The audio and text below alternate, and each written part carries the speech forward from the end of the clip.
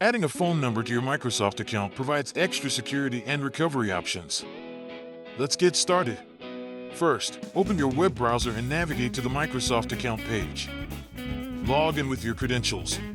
Once logged in, locate your Info tab on the main dashboard. Click on it to continue. Look for the section labeled Contact Info. Here, you can manage your phone number. Click Add a phone number.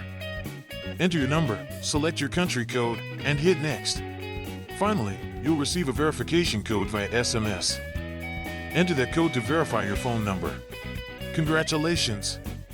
Your phone number is now linked to your Microsoft account. Enjoy enhanced security. With your number added, you can easily recover your account and receive security alerts. Stay secure and connected with your Microsoft account. It's now easier than ever. Don't wait! Make your Microsoft account more secure today with this essential step. For more helpful tips, subscribe to our channel for future updates and tutorials. Thank you for watching, and stay secure.